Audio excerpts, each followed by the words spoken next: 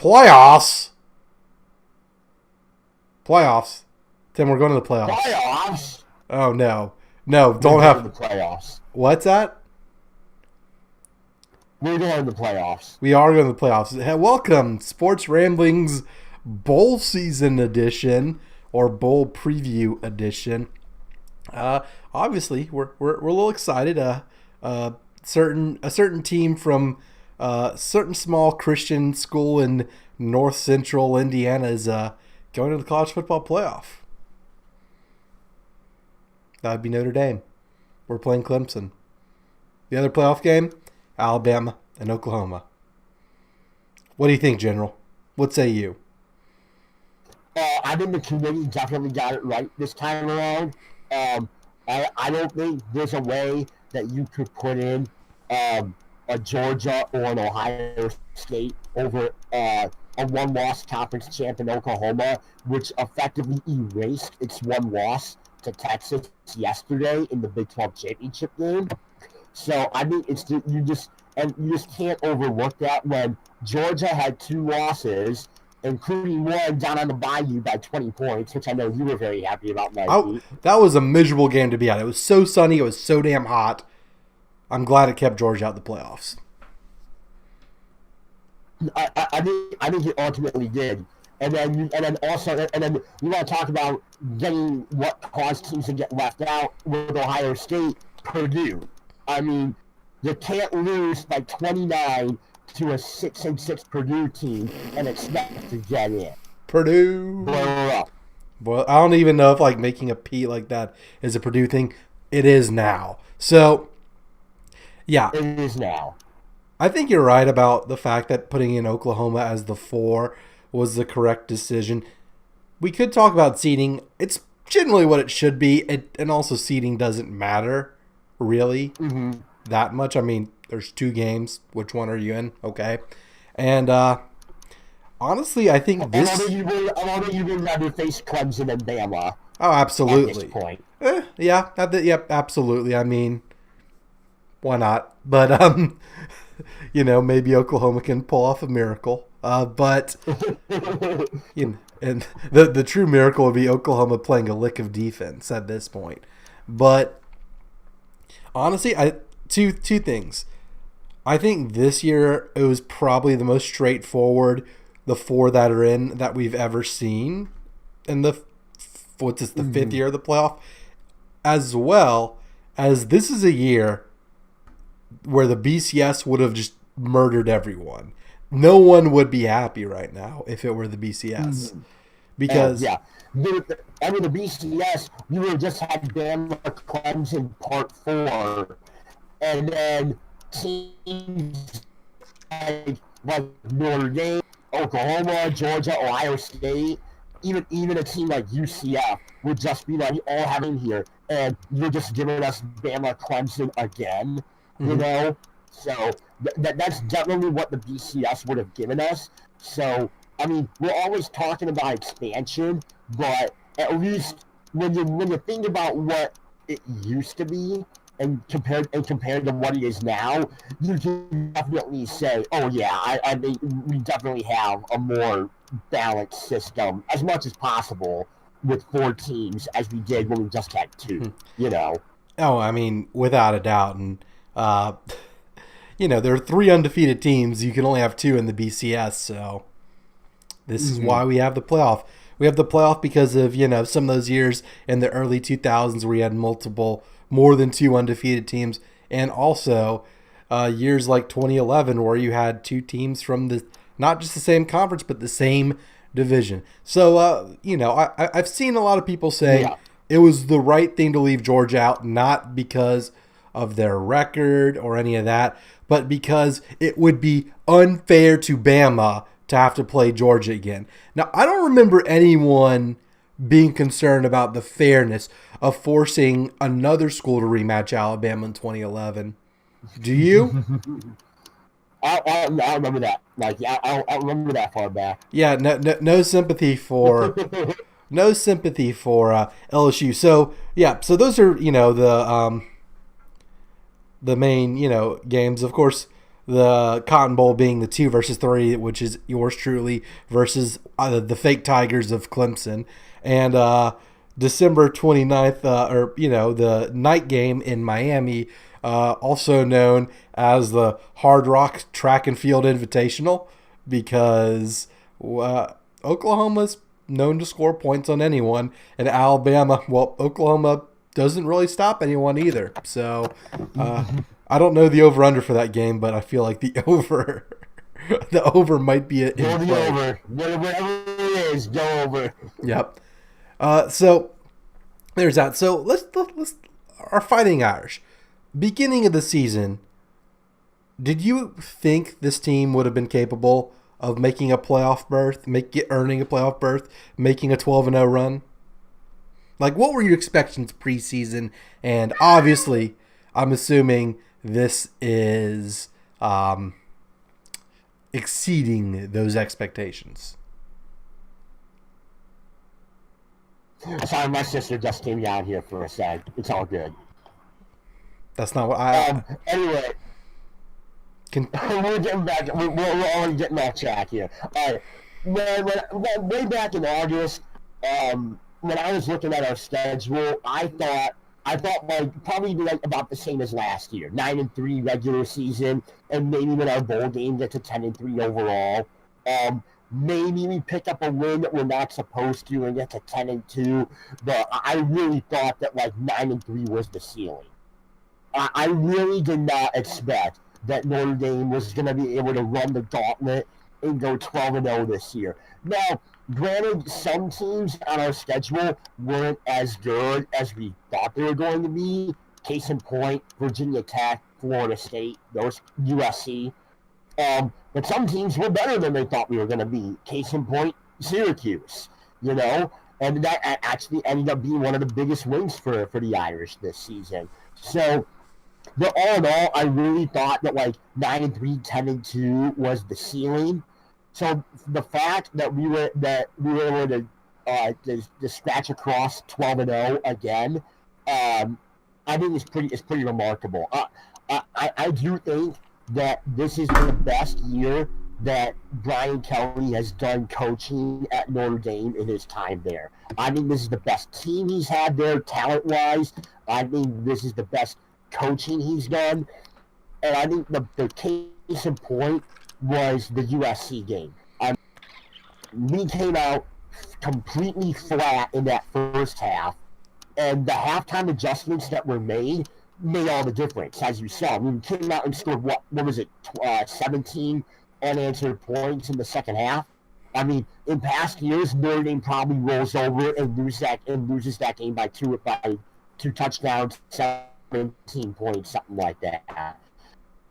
That we were able to win against a Northern game at USC squad tells me that this was completely different coaching than what we were used to seeing the last few years. So I do have to give the credit to Brian Kelly and his staff. I feel like they really made some strides this year.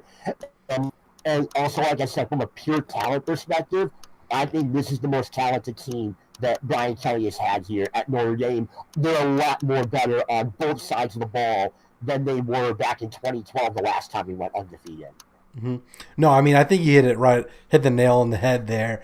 And, I mean, it was only 2 short years ago, the Irish were 4-8, giving up dozens of points, just dozens upon dozens of points every game. And we were calling for, the firing of Brian Kelly, but it turned out another Brian was the problem. Brian Van Gorder, our failed defensive... Oh, well, I mean, you look at it. We get rid of the clown, and since that season, we've gone 22-3 in 2 years. 22-3. With 22-3 in the last 2 years. Yep. I mean, that's quite a turnaround. I mean, you see a lot of these programs, and a lot of it's because, coaches or athletic directors and psycho fan bases are bloodthirsty, and you have one sub 8-win season, and the mob forms and sharpen that guillotine and everything, and but I mean, to be fair, a lot of times when the wheels come off the wagon, when the train's off the rails, it doesn't come back on. So to see Coach Kelly able to fire his friends because part of the problem was too many yes men like Van Gorder, and just completely change how things were done. Honestly, Coach Kelly might be the only coach who stuck around. I mean, Tom Reese, the quarterback coach, He's always Tommy in my heart. Touchdown Tommy, it will always be Touchdown Tommy, the baby face. How is he a senior quarterback? But I mean, you look at none of that staff, or definitely the coordinators and the strength coach from that abysmal 16 performance are still around. And I mean, Clark Lee and Chip Long are putting together quite a squad. I mean, one of the biggest criticisms you'll hear of people that are salty that an undefeated Notre Dame team got in over their 2-loss powerhouse with great strength of schedule, which I'm gonna get to strength of schedule in a little bit. I feel like I need to tee off on that concept in a bit, or that being used as an arguing point. But one of the main criticisms is you only beat Pitt and Ball State and Vanderbilt, blah blah blah. Yeah, we we didn't score that many points, but our defense just locked things down. I mean, the Pittsburgh game, they scored one offensive touchdown, right? The other one was the kick return, which Coach Kelly, you should keep improving and get a better special teams deal. Like, establishing a return game, not letting them establish a return. Just an explosive Notre Dame kick returner is all I want for Christmas, right? I will say that Chris Vink is actually doing a pretty decent job returning punts this year. Usually, with punt returns for Notre Dame, it's like automatic fair catch.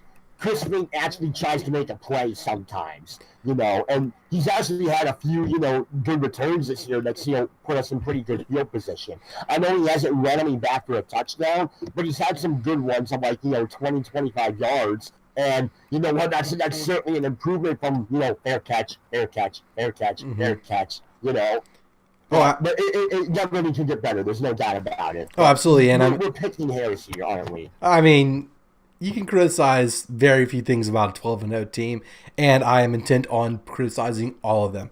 But moving on. This whole strength of schedule argument. I want to tell people something. When you you combine the records of all your opponents, right? And I think Notre Dame, it's like 70-something, 50-something, something like that. Our average opponent is 7-5, probably. 7-5, 8-4-ish, or whatever. People argue, well, we should be in the playoff over this team because we have a better strength of schedule. Like Georgia. Dear Georgia, you know why your schedule is strong? Because of the teams you lost to, okay? Playing a bunch of hard teams does you no good if you don't beat them. Now, let's listen to another thing. So, if you go 12-0, that's 12 losses in your opponent's combined record and 0 wins. So that'll lower your strength of schedule. It won't matter much, but it will affect it. And the teams are, most Power 5 schedules are so similar, like that can make the difference. If you go 0-12, guess what? That's 12 more wins. So a team that goes 0-12 is usually going to have a harder strength of schedule than a 12-0 team. So guess what? Just because you played a hard team doesn't mean anything, because you know what? You lost. Score more points. Then we'll be, good job. Great job on beating Alabama. But playing Alabama and losing to them, I don't care. Honestly, I mean, it's better to beat Ball State by 1 than it is to lose to Alabama by 30. Just the way things are.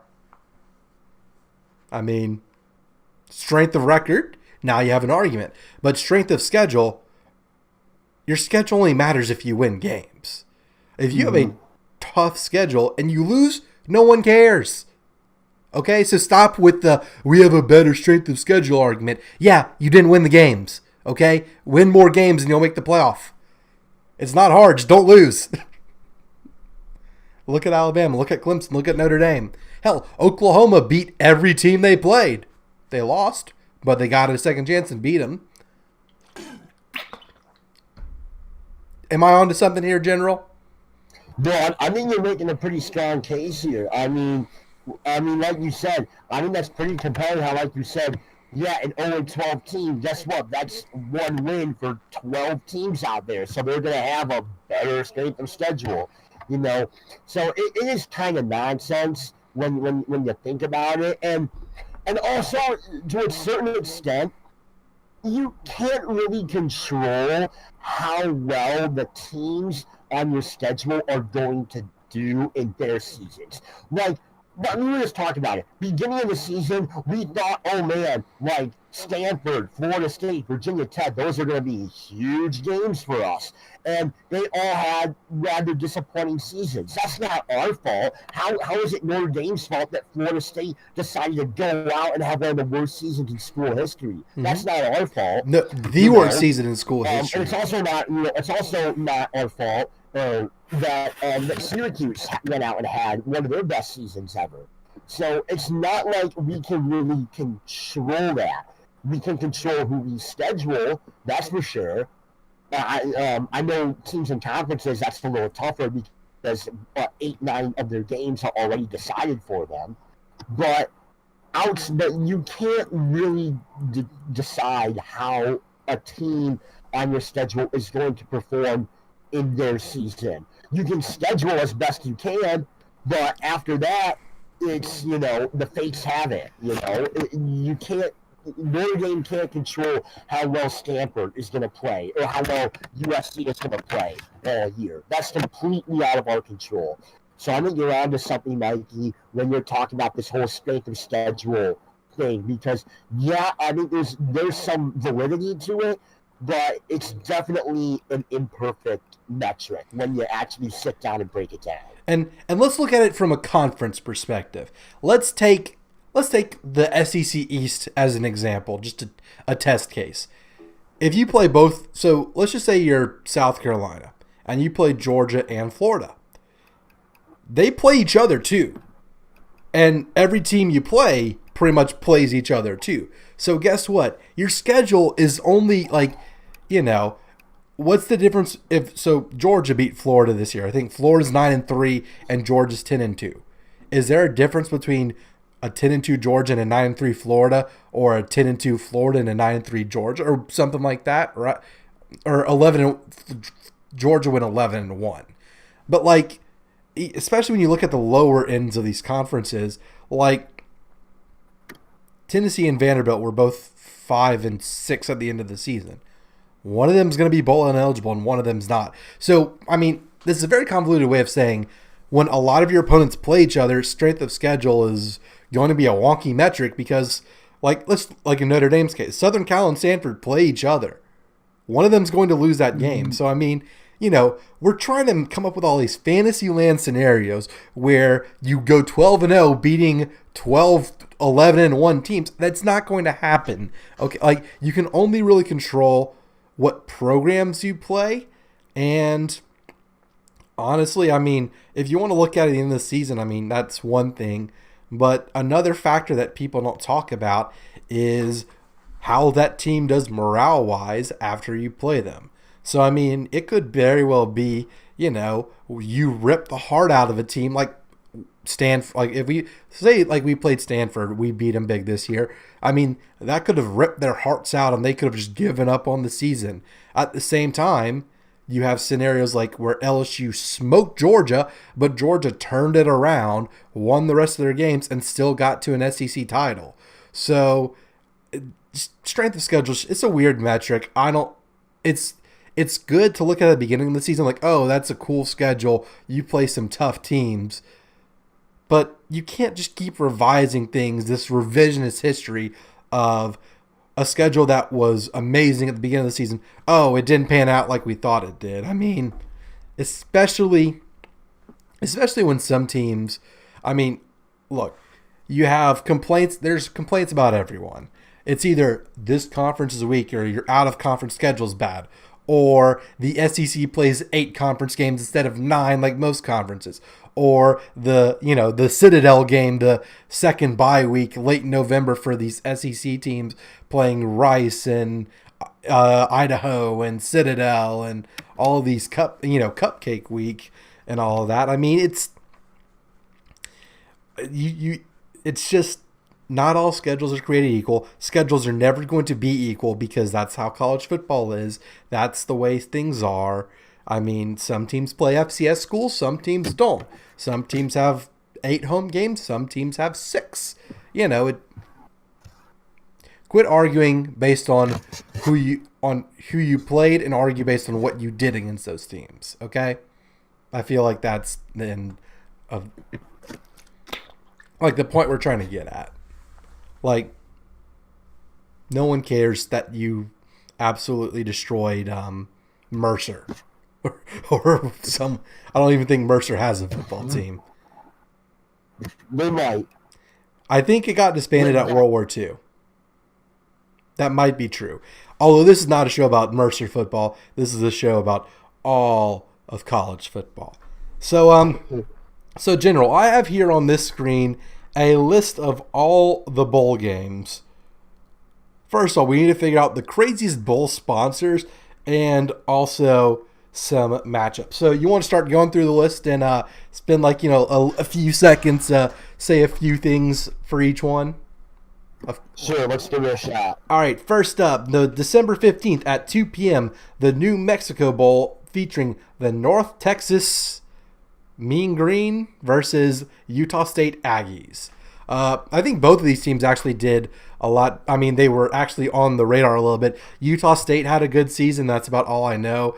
And North Texas ran an excellent kick return play against Arkansas earlier in the year. They smoked Arkansas. That was beautiful. Like the fair catch where the guy doesn't wave his arm or anything. He just starts walking. The fake fair catch, basically. So yeah, I have no idea how this game is going to go. All I got to say is congratulations to both these two teams for having their moment in the sun, their 15 minutes of fame, and the New Mexico Bowl in Albuquerque. Is that in one of the college stadiums? Maybe. Any idea? Tim?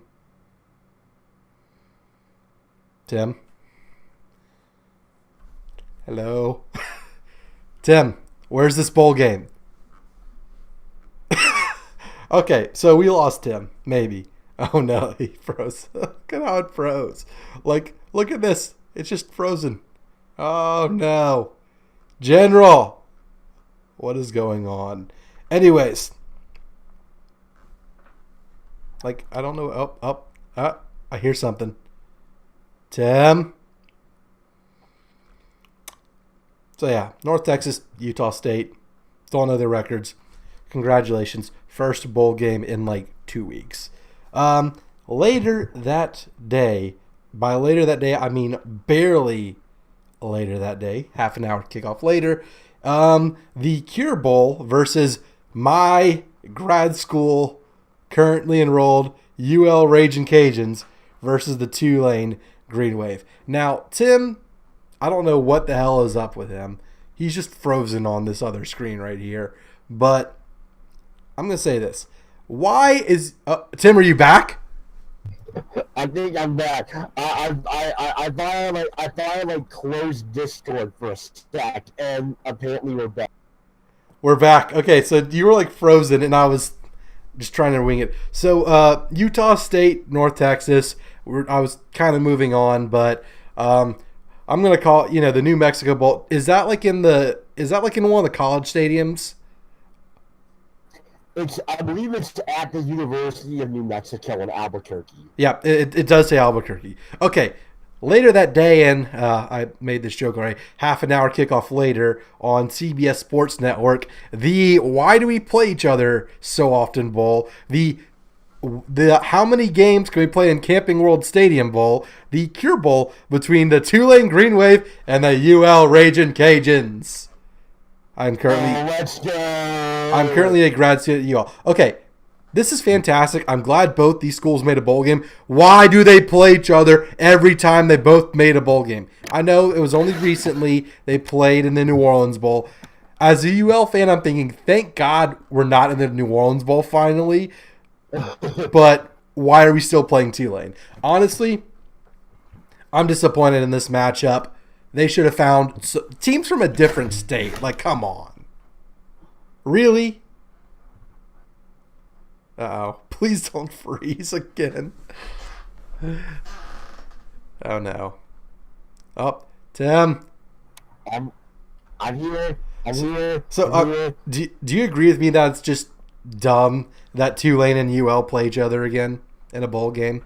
Yeah, that's kind of lame. Like, it really isn't that there's like no other like American or like two-side team out there for Tulane to play. Like, come on. Yeah, and I mean, I think they play pretty often in the regular season.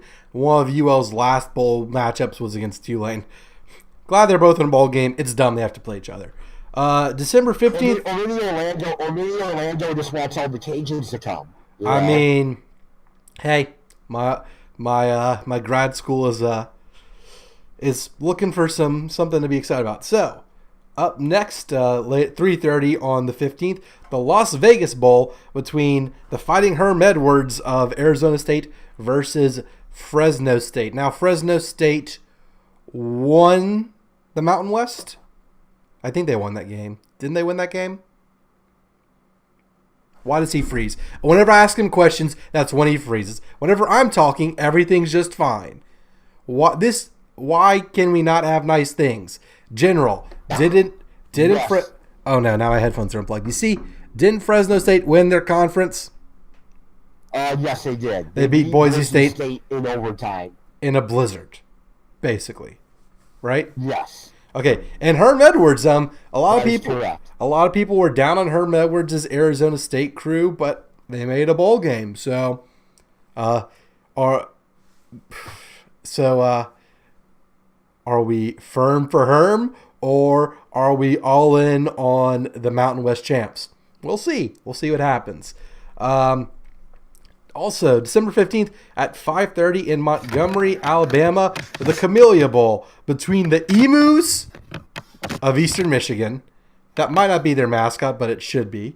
And because, EMU, Eastern Michigan University, Australians, do not be triggered. And Georgia Southern. Now, I constantly confuse Georgia Southern and Georgia State, but they're playing the Emus. Or Eastern Michigan, unofficially the Emus, in the Camellia Bowl. This sounds like a new bowl. Might not be, but it's been around for a couple of years now. Okay. Well, in the formerly Louisiana Lafayette Invitational at 9 p.m. on the 15th, the New Orleans Bowl sees Appalachian State, the Sun Belt champions, defeated the Cajuns, unfortunately, versus MTSU, Middle Tennessee State University. There we go. That is, I guess it's not is it no longer the R&L Carriers New Orleans Bowl, or is CBS Sports too lazy to write that on their website? They could just be too lazy. Yeah, probably. Next up, December 18th at 7 p.m., the University of Alabama Birmingham, the school that didn't have football a few years ago, versus Northern Illinois in the Boca Raton Bowl. Let's go Huskies. So Tim's pulling for the in-state favorite. Is that played in Lane Kiffin Stadium in Florida Atlantics? I do believe. Well, there you go.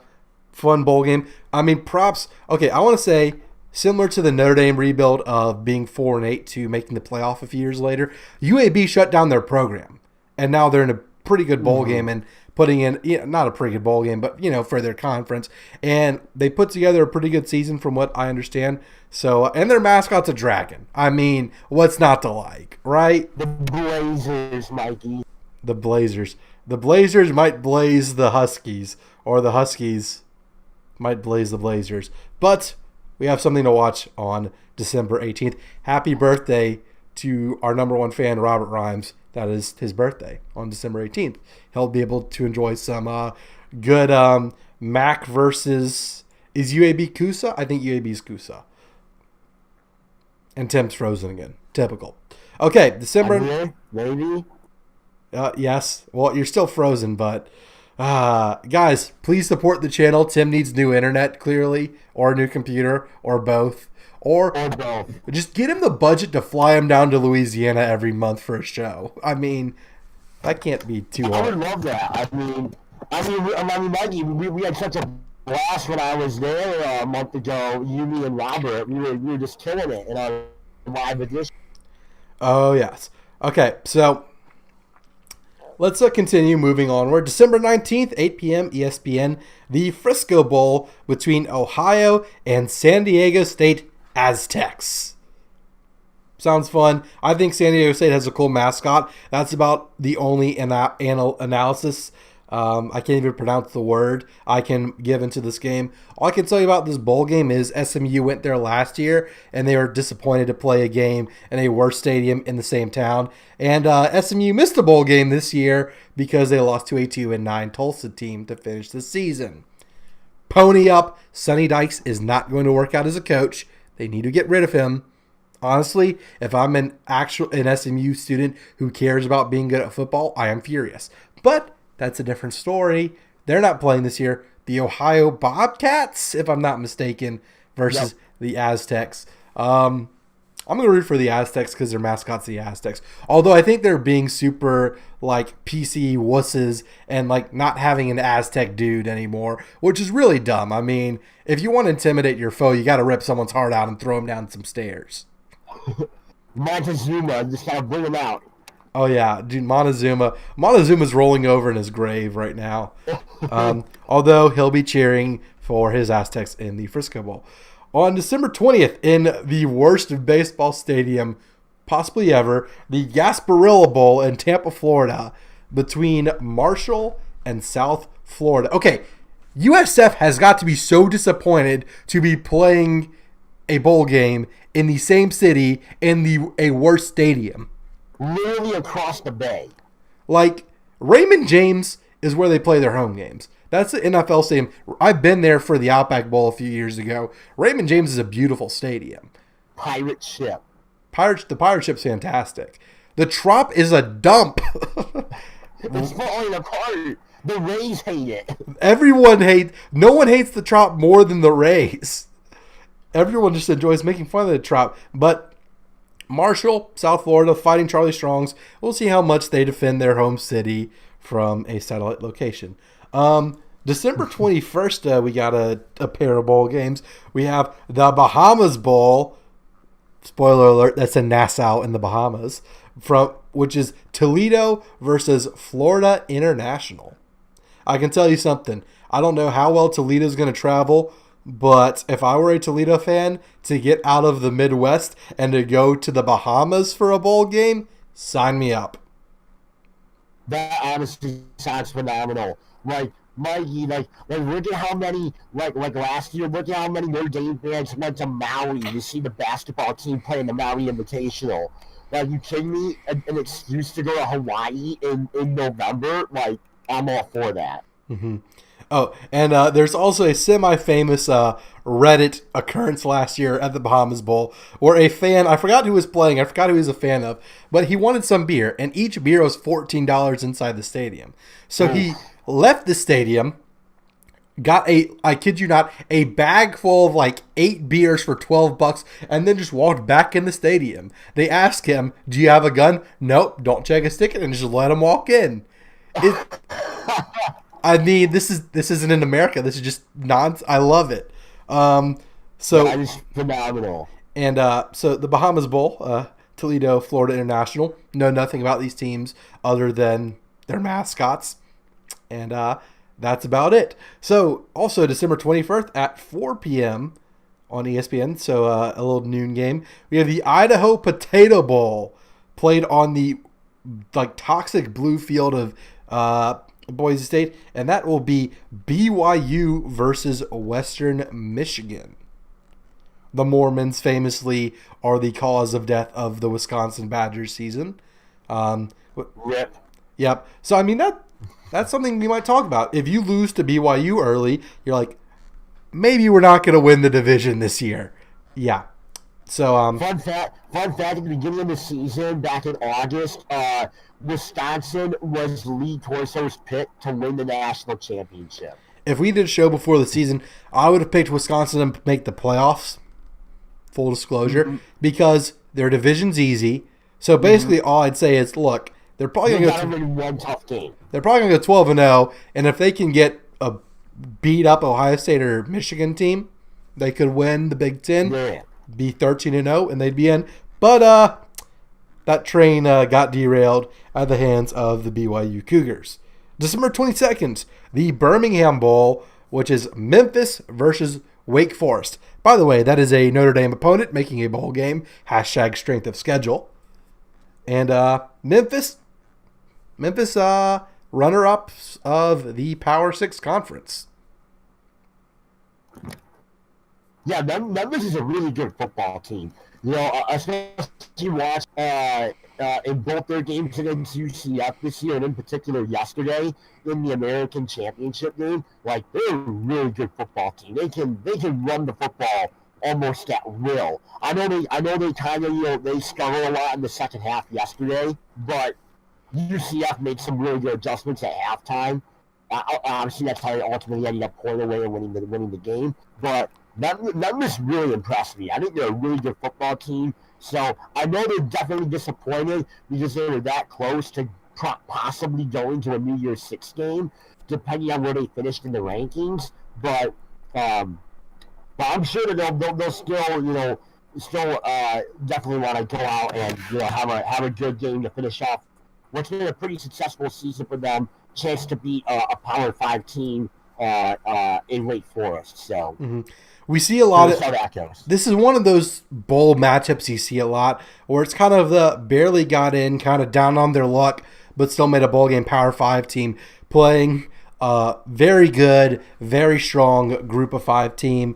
I wouldn't be surprised if Memphis wins this. Wake Forest probably has better players. That may not be the case, but we shall see. 3:30 on December 22nd, the Armed Forces Bowl between Army and Houston. This bowl sounds amazing. The Armed Forces Bowl is in Fort Worth, Texas, for those of you who are unaware. I think it's played at TCU Stadium? Yeah, it is, at Amon G. Carter. You see, my favorite thing about watching these games, and it's really not my favorite thing, but because we have so many damn family Christmas parties. I love just watching the bowl games while I'm there, so I don't have to talk to people, or I can talk to people about football and make fun of LSU for finishing worse than Notre Dame, and then the whole fight that devolves from that. But anyways, when you always see in the coverage for the Armed Forces Bowl, they have like helicopters and tanks and everything set up outside the bowl game, and kids can be like, "That's a cool airplane." I'm like, "Yeah, that's the airplane we built in like the 70s, and we still use it." America.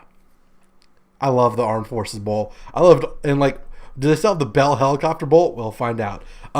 Army's ranked. Army's a very good team. Houston's pretty good. They're not Houston good, but still a solid American team.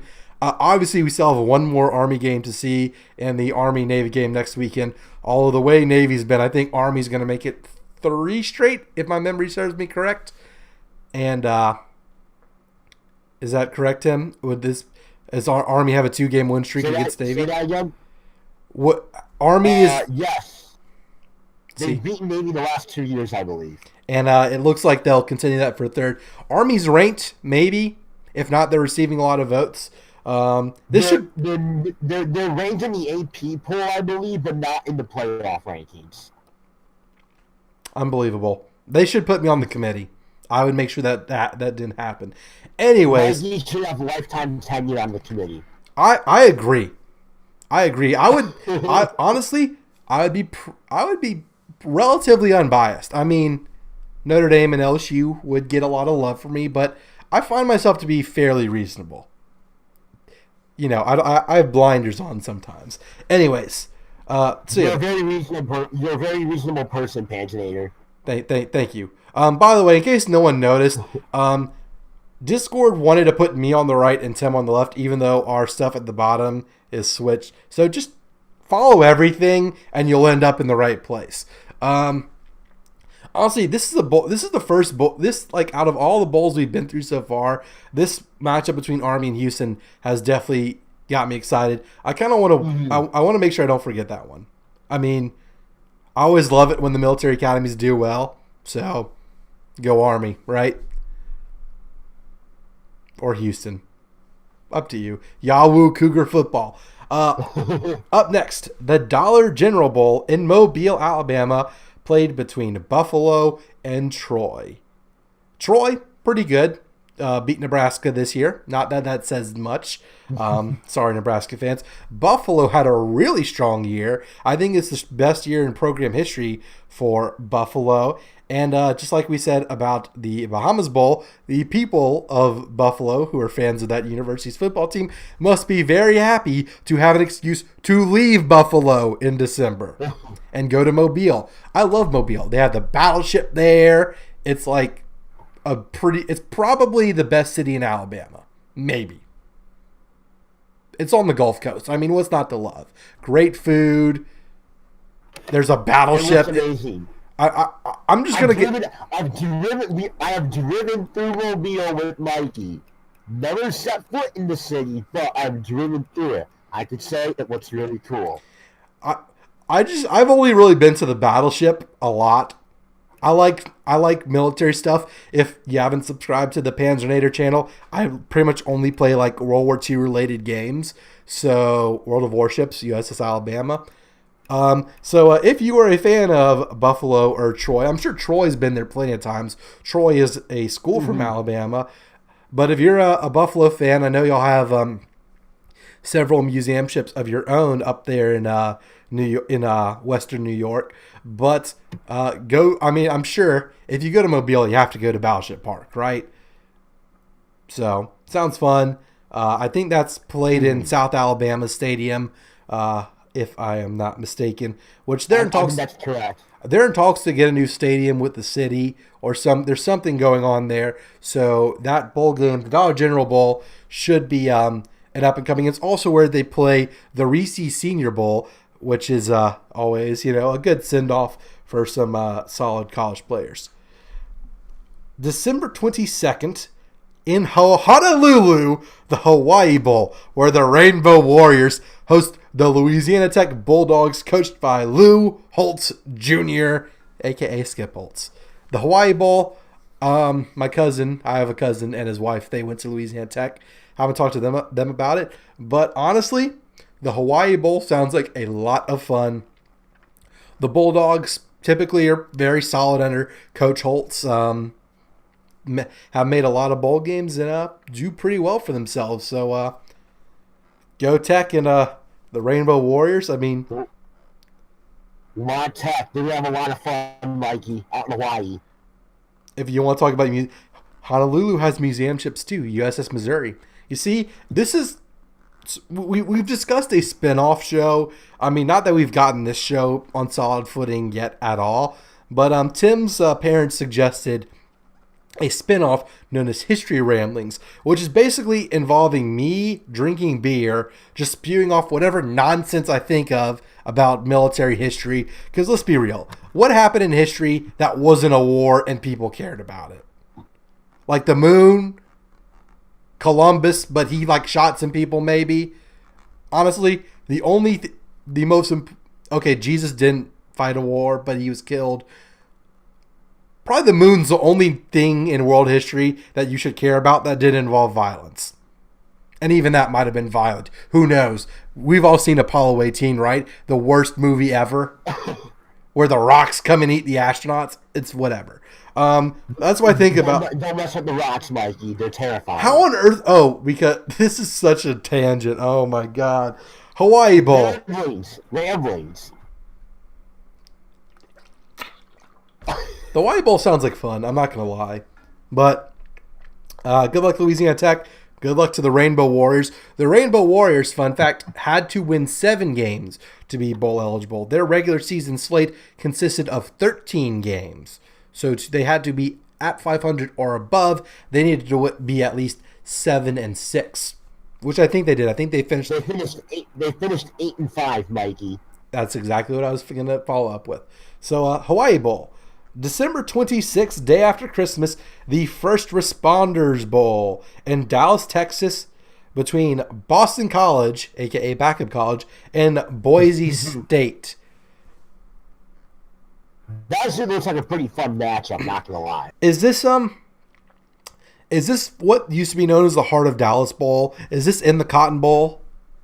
I'm looking it up right now. I'm looking it up right now. I think it might be in the Cotton Bowl stadium. Yeah, because it'd say Arlington if it were Jerry World. Fort Worth is obviously elsewhere. I mean, they don't play. Yes, it is in the Cotton Bowl, confirmed. Having gone to the Lion King musical, which is in the theater, is in the same complex as the Texas State Fair and the Cotton Bowl Stadium. That is a great part of Dallas. I would recommend going to that if you are a Eagle or a Bronco fan. The field is green. Sorry, Boise State, to break it to you. Your field's the only blue one. But it should be a good game. I mean, Boise State, runner-up of the Mountain West 2 Fresno State, and Boston College had a good year for Boston College. So it should be a fun game. Should be a fun one in a historic stadium. It is. I mean, yep. The Quick Lane Bowl in Detroit is this year, also on December 26th, between Minnesota and Georgia Tech. Minnesota made a bowl game. I don't know anything about Minnesota's season other than they played Ohio State better than most people thought they would. And Georgia Tech, this will be Coach Paul Johnson's last game leading the Yellow Jackets. I think Minnesota capped off their season. They got bowl eligible by beating their arch rival Wisconsin by 22 points in Madison. They brought home Paul Bunyan's axe for the first time in 15 years.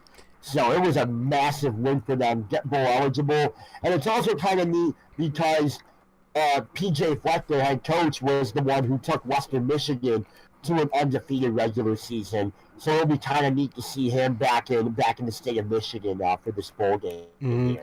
Him, starting to get traction there with the Golden Gophers. Now, I didn't see the game. I know it's a tradition that's somewhat frowned upon to chop at the goalpost whenever you win the axe. Were the goalposts chopped at? Or I did not see the goalpost chopped at, although they had the axe stationed behind one of the doors. There's still about 15, 20 seconds on the clock. I mean, the game was over. They were just taking knees. A bunch of players were already sprinting over there and just mobbing it. So actually, it was a pretty cool scene. Well, there you go. It's played in Ford Field, which is nice. If you're going to play a bowl game in Detroit, it better be indoors, especially, December 26th, day after Christmas.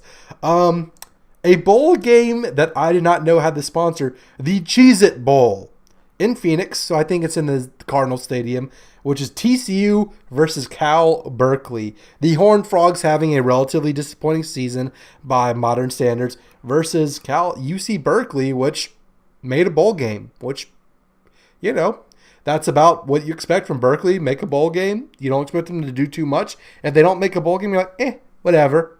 So, Mikey, and this is an aside, this game is actually being played at Chase Field, which is the home of the Arizona Diamondbacks. Another bowl game in a baseball stadium? Yes, I believe they do this every year.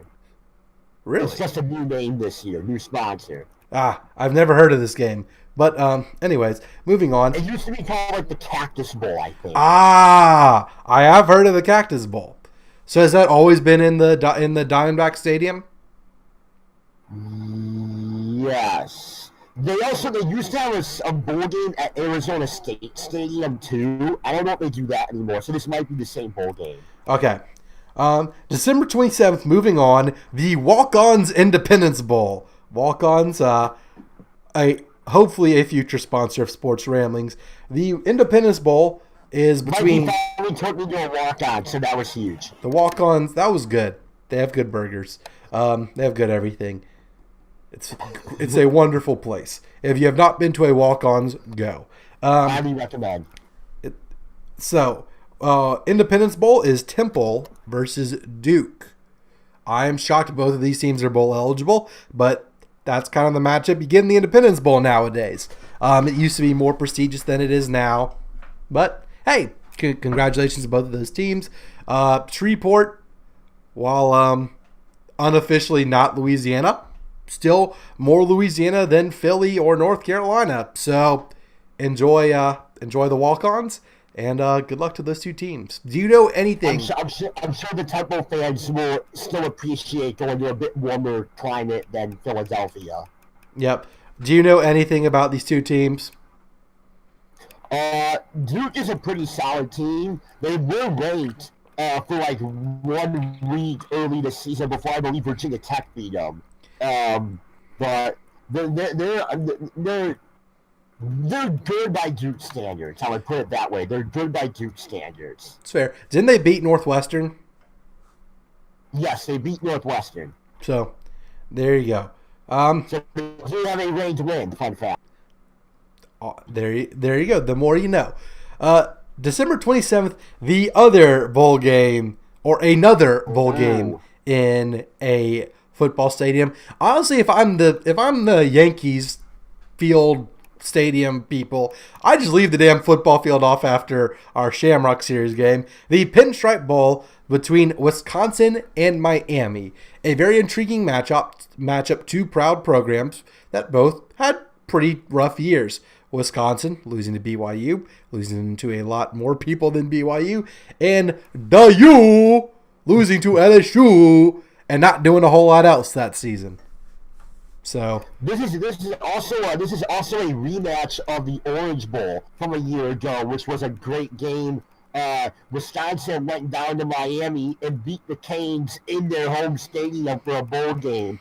So I thought that was pretty amusing last year to see Wisconsin beat Miami when they effectively had a home game for their bowl game. So this will be interesting to see. You don't see this very often, a rematch from a bowl game that happened just a year ago. Mm-hmm. So much lesser bowl game, obviously, than the Orange Bowl, but still could be a very intriguing matchup at Yankee Stadium. Yep, it's a little bit more recent than the two times Notre Dame played LSU in bowl games against each other. Honestly, if I'm one of the fans of these teams, I'm not only disappointed at how this season turned out versus the last one, but we have the same bowl opponent. If you're the U, it's a chance at revenge. If you're Wisconsin, sure, why not? It's a great matchup for us, but I like to see bowl matchups we don't see as often or old rivalries renewed that have been ruined by conference switches.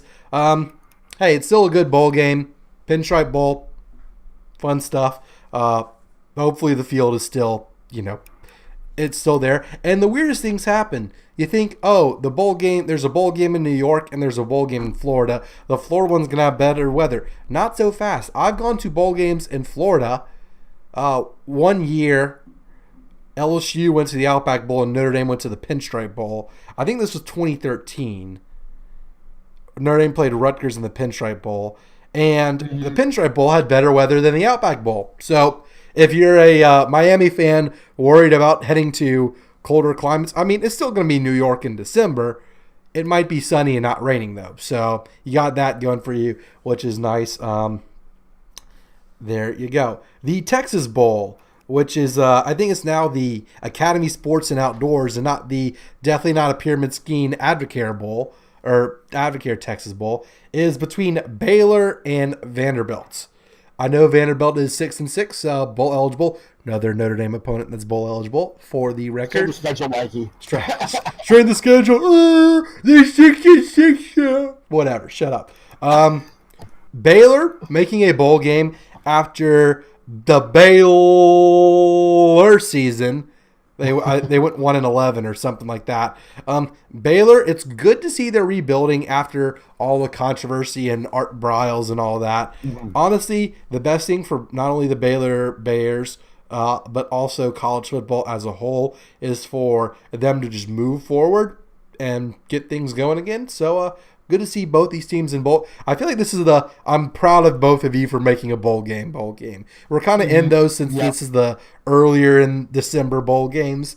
As we move on, we'll get to more and more, but should be fun. I mean, should be a fun time in Houston. It's a nice stadium. Oh yeah, in Houston, right? Mm-hmm. NRG. Both teams have a lot to play for, especially Baylor. You know, their pride's on the line, coming off. You know, as you mentioned, that awful fallout. You know, for Art Briles and the whole sexual assault scandal and everything, and so this will be a great way for them to really start to see progress in the program and recovery by going out and winning the bowl game. And Vanderbilt, I mean, hey, going to a bowl game is always a big thing for them, it seems like. So, should be a good time for both of those fan bases. Yep. So moving to the 28th in Nashville, Tennessee, the Titan Stadium, the Music City Bowl between Alabama's little brother. Alabama's punching bag, Auburn, is playing Purdue. Purdue is 6-6. Auburn, their fans act like they're 6-6. I think what's Auburn? Is Auburn 8-4? Auburn is 7-5. Ooh, okay. Yep. Nope. This is a perfect matchup. This is well deserved. I don't know what's going to happen in this game. I feel like this is a perfect matchup for Purdue. I feel like Auburn's really disappointed that they're going to the Music City Bowl against Purdue. And Purdue's like, hell yeah, we're in a bowl game against an SEC team. Jeff Brom just made the decision to stay there. So, I mean, Purdue is going to be a lot more fired up than Auburn will in this game. But you never know. Maybe the Dust Bus finds something to hang his hat on. I don't know. We'll see. Yeah, we'll see if Gus plays with any pressure. I mean, I wouldn't with that big of a buyout. I'd be like, shit, I don't care. Fire me. I dare you. I'd rather sit on the couch than, have to, go on Feinbaum and all that. I'd rather just chill on, like CBS, every Saturday than, worry about what Auburn fans are saying about me. Yep. So, should be a fun bowl game. Also, on the 28th, the Camping World Bowl between renewing a Big East rivalry, West Virginia, Mountain Mama, playing Syracuse. Syracuse, very successful season. West Virginia, very successful season. I honestly thought West Virginia was going to get picked to go to the Sugar Bowl over Texas, but the Big 12 likes Texas more. I understand that. I know Big 12 fans might not like that. But hey, if you're West Virginia, look, you didn't go to the Sugar Bowl. That kind of stinks. But you're playing an old rival in a bowl game. I think, you know what? In years when Notre Dame doesn't play Michigan, if Notre Dame plays Michigan again in a bowl game, I'm like, hell yeah. I mean, I'm just waiting for the year when they put Texas and A&M against each other in a bowl game again, or Nebraska, Oklahoma, or one of these rivalries that conference realignment has ruined. Yep. No, I think this is going to be a great matchup, I think, Mikey. I think this is going to be a great offense. Yes. Old school Big East matchup, a lot of points scored. I think this is going to be a really fun matchup down in Orlando. I'm sure both fans, again, like you said, both fan bases probably disappointed, especially West Virginia. But hey, when you got a chance to renew an old conference rivalry like this, I'm sure that will get the juices flowing again. So I think that's going to be a lot of fun on a Friday night. Mm-hmm. I did see something.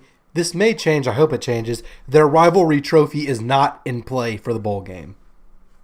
That's a shame. And someone needs to change that. The bowl game Twitter account, which as reliable as those are, I mean, the Belk Bowl is just a meme, honestly, the Belk Bowl Twitter account.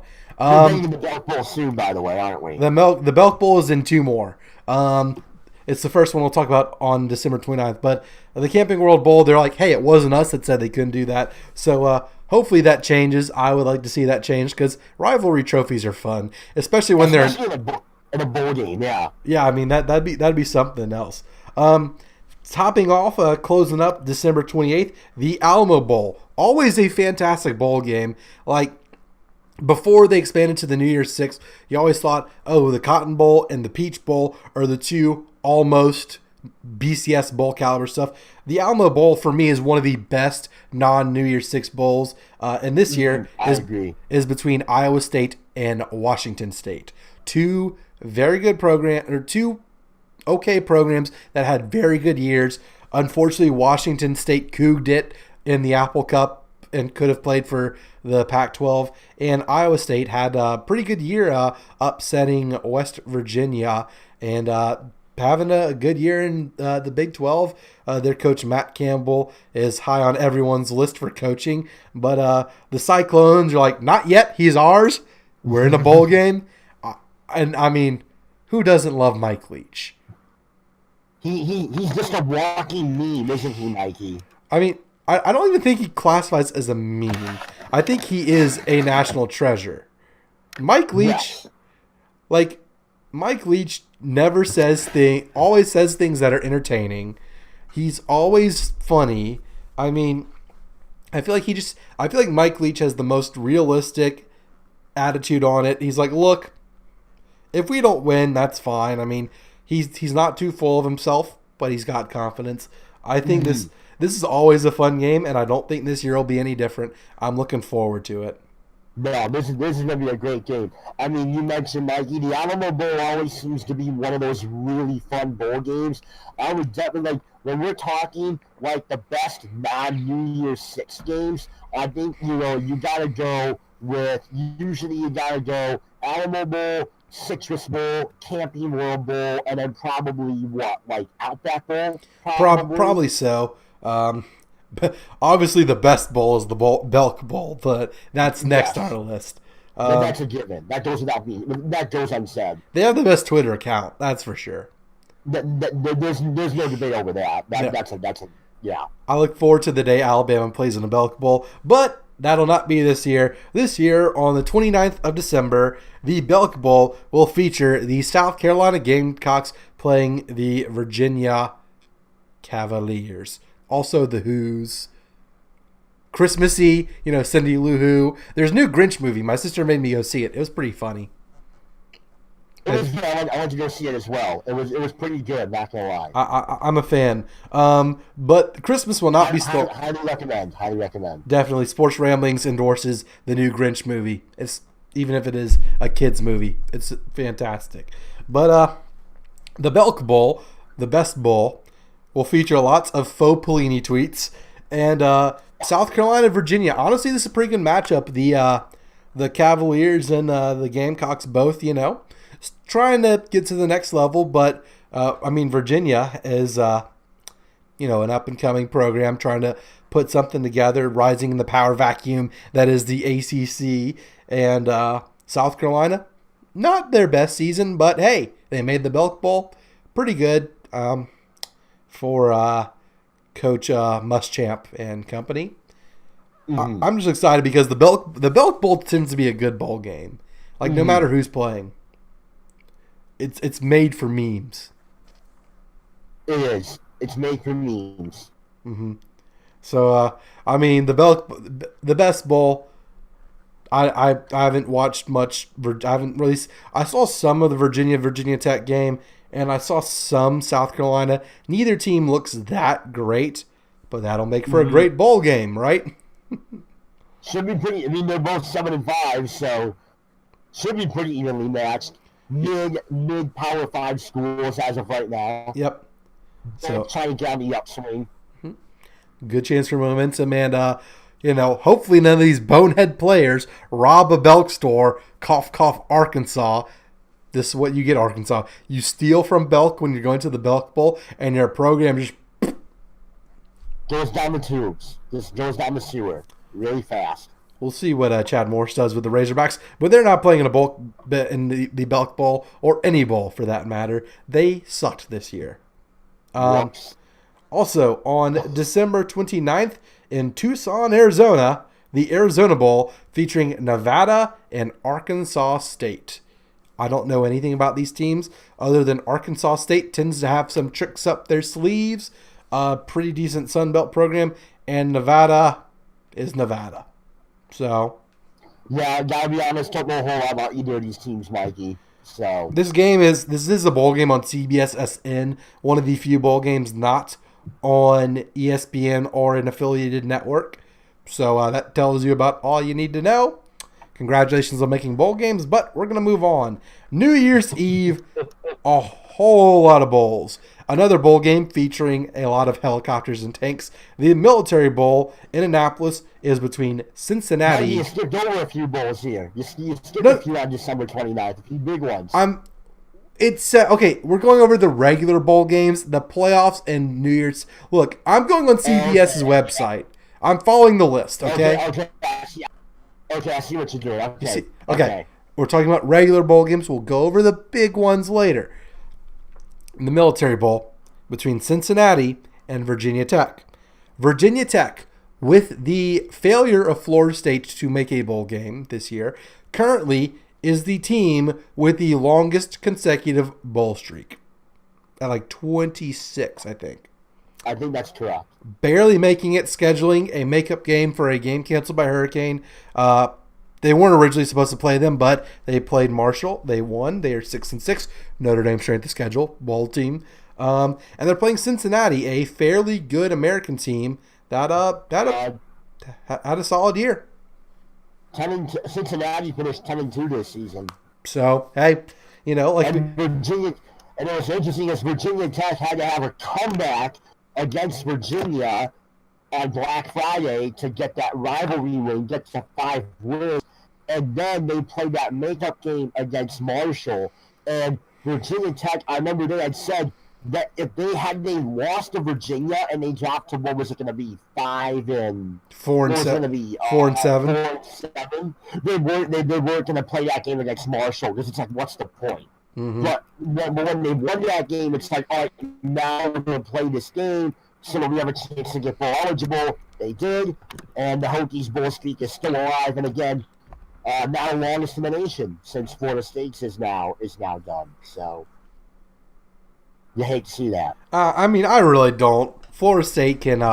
There's no love lost between our programs. Love making fun of the Tomahawk Chop though. So that's the Military Bowl. It will feature lots of helicopters and boats and tanks and cool military stuff. Next New Year's Eve, the Red Box Bowl in Santa Clara, warming up Levi Stadium for the national championship. The Red Box Bowl between Michigan State and Oregon. Both teams, not the best years for their programs. Both made bowl games. And this was a few years back, a home-and-home series that was very, very good. So, honestly, I'm happy to see part 3. It's like a Rose Bowl matchup, just a few miles to the north, right? It's a little more than a few miles, but however long that is, someone can Google that. It's a long ways away between LA and San Francisco. It's quite the distance, but it's like the JV Rose Bowl, probably. Yeah, you got to think of it that way. It's a JV Rose Bowl. Yeah, Rose Bowl Junior. And also on New Year's Eve, the JV Sugar Bowl, the Liberty Bowl in Memphis between Missouri and Oklahoma State. Mike Gundy put together a good squad. I mean, they upset Texas and West Virginia this year, and Missouri almost beat Oklahoma. I mean, Bedlam gonna bedlam, y'all. And Missouri finished 8-4, only losing to Alabama, Georgia, and 2 other teams. Kentucky. Oh, on that last second play. And who else did they lose to? I have Kentucky, Bama, Georgia. South Carolina, I think. Maybe. I think that's correct. I think they lost to South Carolina. It was a similar situation to Kentucky last second. There was that one game that had like one of those games had like 1 million weather delays, and there was like no one in the stadium at the end. Remember that? So Missouri has a very solid squad. I mean, they're pretty good for an 8-4 team, and well, we know Mike Gundy, not the best year for Oklahoma State, but should be a fun bowl game down in Memphis. Speaking of JV Rose Bowl games, probably what's actually more the JV Rose Bowl game, the Holiday Bowl in the Chargers RIP former stadium in San Diego between Northwestern and Utah. It really is the JV Rose Bowl. It's the runner-up of both conferences. So That's gonna be a good game. Not gonna lie. It usually is. I mean, we're on New Year's Eve. All these bowl games are. This is when we get to the meat and potatoes of everything, or whatever your family eats on New Year's Eve. Should be some fun football. Also, on December 31st, the Tax Slayer Bowl in Jacksonville between Texas A&M and NC State. Texas A&M capping off their season with an improbable 7 overtime win over LSU. Some say they have the 12th man. Others say they have the 13th man in stripes. Really, the 13th man might have been in the replay booth. I'm not a conspiracy theory guy. Some people, sources tell me that the refs robbed that game from LSU. Sure, whatever. A&M's going to the Tax Slayer Bowl in Jacksonville. I wonder if. Maggie, quick note: They added the word Gator back to the bowl game this year, so it's the Tax Slayer Gator Bowl.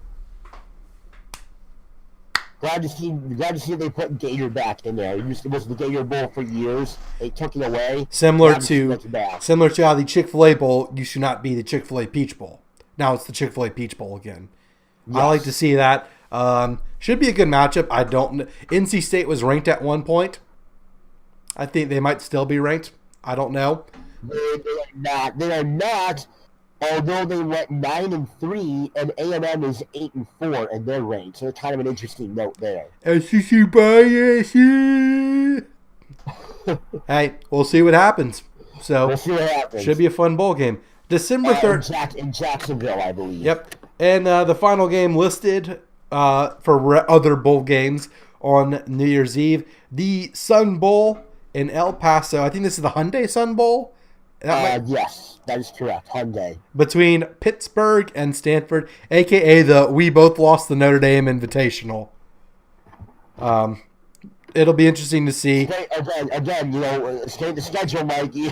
Hey, we barely beat Pitt, but they made a bowl game. I mean, come on. Who knows? But they played for the ACC championship. It's true. True story. Divisions are dumb. We'll get to that in another ramblings episode. Yeah. That's for another time. But should be, we'll see how it happens. I mean, Stanford kind of having a down year for Stanford. Pitt somehow making a bowl game, won 7 games. Congratulations to Pittsburgh. I hope you lose this game. As much as I dislike Stanford, Narduzzi is a jackass and deserves to lose. He kind of is, yeah. Although Stanford's coach isn't that much of a jolly Santa Claus either. No. Shaw is David Shaw. David Shaw is not the most smiling guy. And then we got 6. I just counted. We got 6 bowl games on New Year's Eve. So yeah, lots of football to watch as we count down the clock. Yep, that we do. And then January 1st, the final of the regular bowl games, the Outback Bowl between Mississippi State and Iowa. Iowa went to the Outback Bowl against LSU whenever I went to the Outback Bowl.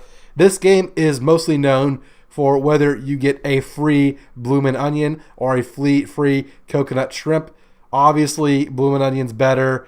I don't know why they put it under the SEC. I guess they just need to get rid of some onions. I mean, that's what's really at stake at this bowl game. We need more bowl games like the Outback Bowl where there's something at stake. Which free appetizer are you going to get? Outback is delicious. I want Outback right now, but it's too late at night. They're closed, and I've already eaten dinner.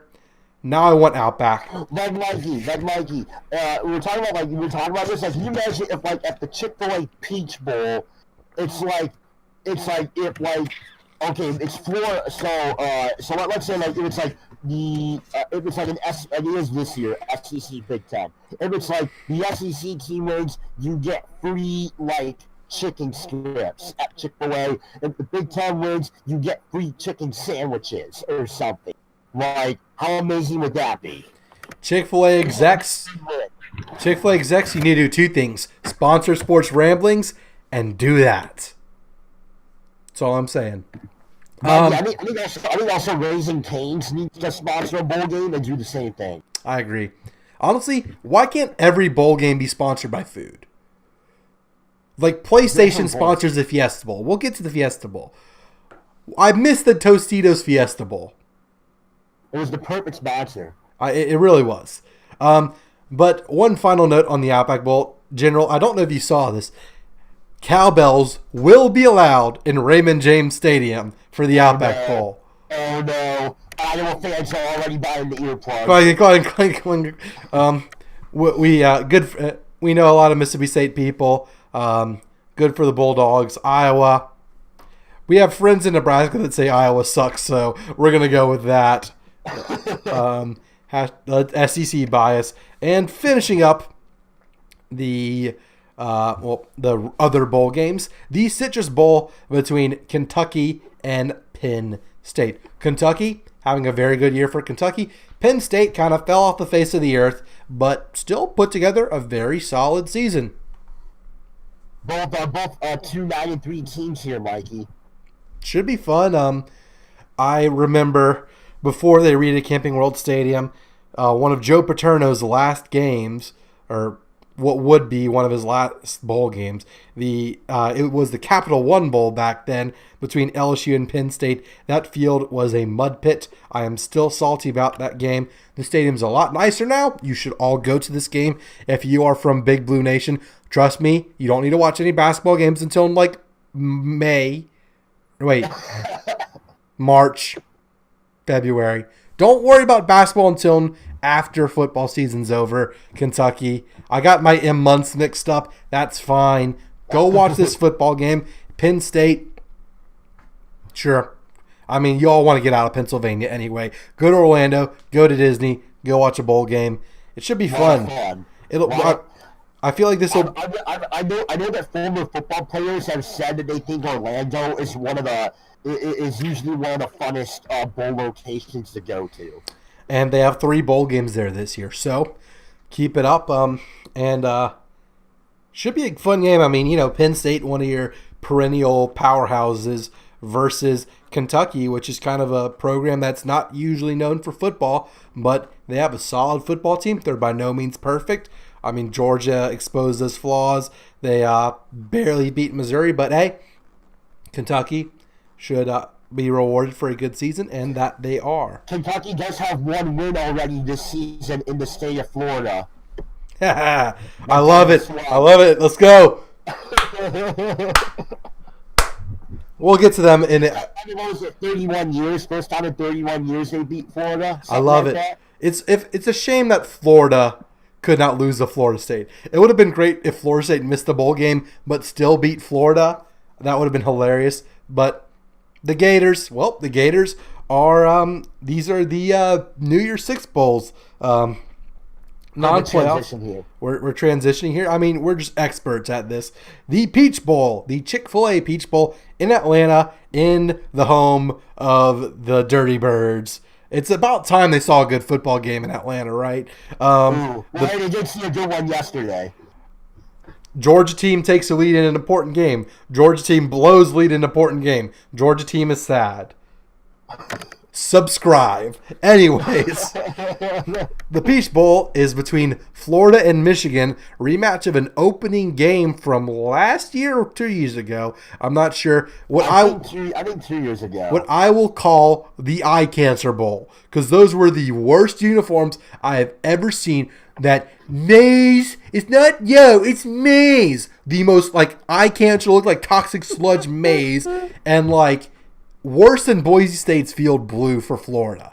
I hope they wear those uniforms again, just so the cameras break and ESPN has to buy new ones. I highly doubt they're going to break those jerseys out again, Mikey. Those are pretty hideous. Those should be burned. I mean, along with both programs, honestly, Florida and Michigan. I hate to wish ill upon anyone, but the Meteor Bowl, maybe. I don't like either of these teams. Both these teams can just die. I don't wish harm upon any of them, but I mean, it's these teams do not deserve Chick-fil-A. What the hell is up with this? Come on. No, they both deserve to be in a New Year's Six. I understand that. I mean, you might as well have the Falcons out there too. Just have just USC can, show up and sit in the stands. Just put all of our rivals in Atlanta and whatever. It is a Saturday, so the Chick-fil-A in the stadium will be open for those interested. Yep, and this is, the primer for the playoff games later that day. But appetizer. But we still have Chick-fil-A as an appetizer might be the play on that day. That's a big play. But also, we have a couple other New Year's Six bowl games to get to before we get to the playoffs. We have the Fiesta Bowl between LSU and the defending national champions of UCF. This is the nobody wins bowl. UCF's still salty. They're not in the playoff. I don't blame them at all. They should sue the NCAA and just raise hell about it. Hell, they should beat LSU and raise another banner. That'd be hilarious. Of course, I think that would make for captivating sports television if UCF actually went out and sued the college football playoff over this. I think that would actually be hilarious. I could not look away. That'd be amazing. But they get to play LSU and the coach Ed Ogeron's. This should be a fun game. I mean, my biggest concern for LSU is whether or not they can get up to play. But you know what? Hopefully, if I'm Coach O, Coach O is known to be a motivator. This is kind of a important game. I mean, let's be real. If you're an LSU fan, I get it. You're upset about the A&M game. You're disappointed. You lost to Florida, and you're just waiting for that day you can finally beat Alabama again. I know you feel like this is a disappointing season, but let's snap back to reality. Oh, there goes gravity. Other Eminem here, Mikey Micho. Couldn't help myself. You were predicted to go 6-6, LSU. You were 9-3 against a tough strength of schedule. It is a good schedule, but you lost 3 games. But hey, you know what? The committee put LSU pretty high for a 3-loss team. They respect the Tigers for what they've done, for who they've played, for their game against Georgia. I mean, the Tigers deserve this. They deserve the New Year's Six. I hope, as a fan of LSU, because they're a good local team, and my mom went there, and all of those reasons. Good second tier fandom type right here. You can't sleep on UCF. You got to score points. You got to lock down on defense. Don't be Auburn. Yes.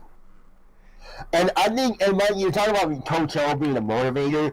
I think that as of right now, in the playoff rankings, UCF is 8, LSU is 11. I think Coach O could just point to that and say, look, they're ranked 3 spots above us, and they're a group of 5 team. Does that not motivate you? They ain't play nobody. I think Coach O should just really put on film of the Peach Bowl last year when UCF beat Auburn and just play it on loop. And then I think that would certainly be a motivator. Be like, hey, don't let that be us. He needs to play.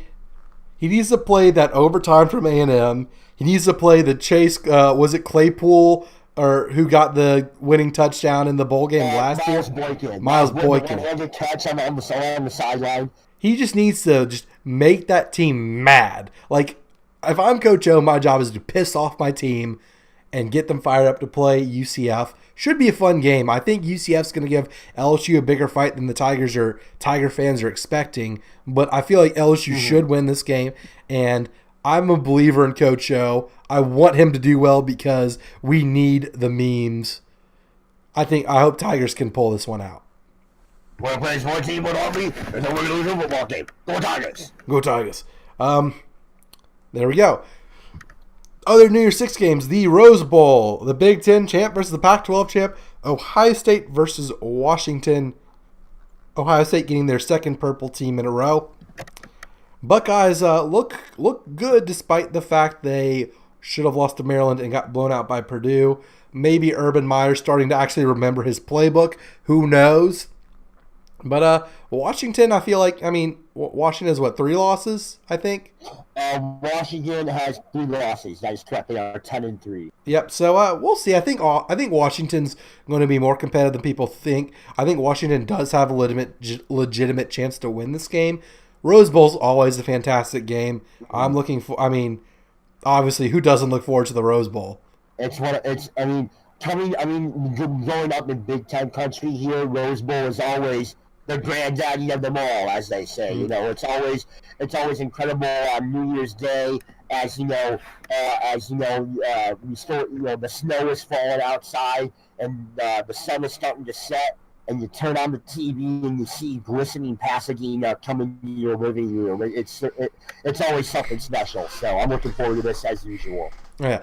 And, I mean, this is a big game, not just for Washington, but the Pac-12 as a whole. The Conference of Champions isn't really looking to add to their trophy case. I mean, they've had a rough bowl season last year. They got very little respect from the committee this year. And, I mean, I know Washington had no legitimate claim to make the playoff. Wazoo, maybe had they won the Apple Cup and the conference, might have had a snowball's chance in hell still to get in. So the Pac-12, I mean, we talk about conferences. I hate judging teams based on their conference, but the Pac-12 does need to earn a little bit of respect. And what better way to do it than to put Urban Meyer down? But, that's easier said than done. Might want to go get some point. Yeah. I think this is a big game. I think Washington really feels like that they're carrying the banner of the Pac-12 into this game. I really feel like that they feel like they have to get this win to get some sort of validity for that conference. Because, I mean, they've been ripped to shreds all year, and rightfully so. The conference has been abnormally weak this year. Outside of Washington and Wazoo, and even they struggled at times. So I feel like if Washington can come out and find a way to beat a team that was in the playoff discussion this weekend in Ohio State, I think that is going to do a lot to really establish some more credibility for the Pac-12. So I feel like not only is Washington getting excited about this game, I feel like the entire conference is getting into that game, knowing that this is a big chance at redemption for them. Even Oregon fans? We'll see. Maybe they still want. The Oregon fans are probably torn because they don't like Washington, but they're also probably still salty about Ohio State beating them in the title game a couple years ago. So, I mean, I'm no lie here. I'm pulling for Washington full-hearted. I mean, I love purple and gold teams, as it is well documented. Even one from Seattle, but Urban Meyer. I didn't watch the selection show because that's stupid. Some of us actually have work to do.